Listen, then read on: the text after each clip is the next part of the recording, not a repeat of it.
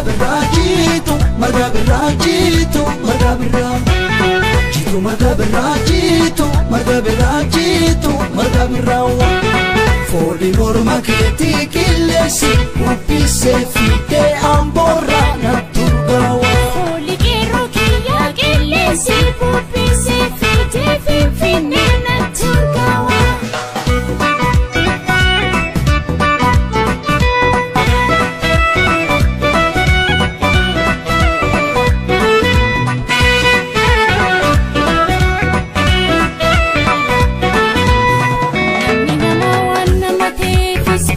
Siyade yade, nande bala mafanchalisi kisa ko of tuba siyade. Rafa me jirenya na sifanchite siyade, umri ko shekanan me kanan bi awa me kante siyade. Dumula duina dimul jadi,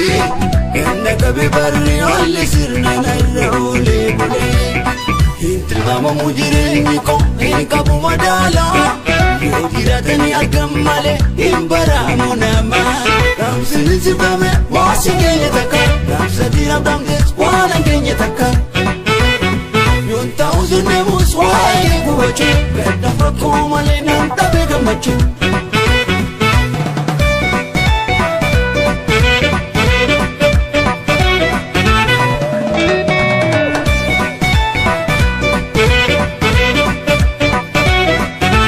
Siyada alkanibia akamre shakitu kia akamre baridu Siyada alkanibia akamre barida akamre baridu kia Siyada alkanibia akamre barida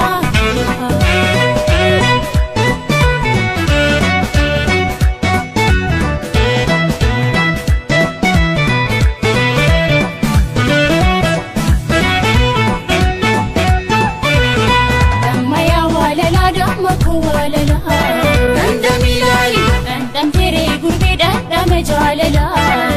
tu fide jipa, wajal kuntula.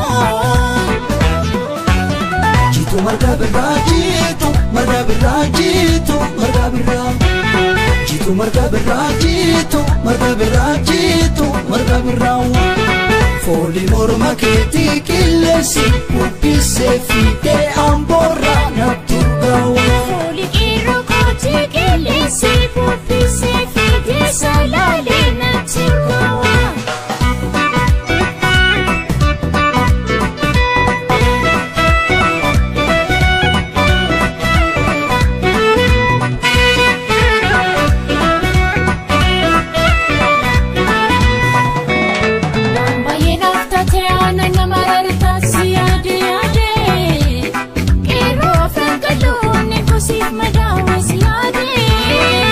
Dagina ko baredi na ko barsu masimbong siyade Ya shakitu biyame ko sinaf kudame abban ko siyade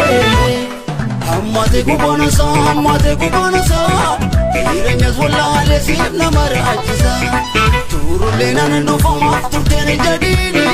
Abdi kes kutatti bodden debiini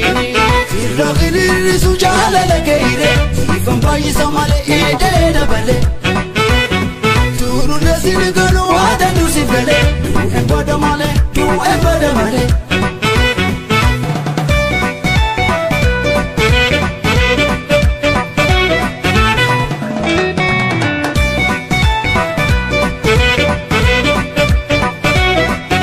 Asiyada alkanibia akamre shakitu kia akamre baridu Asiyada alkanibia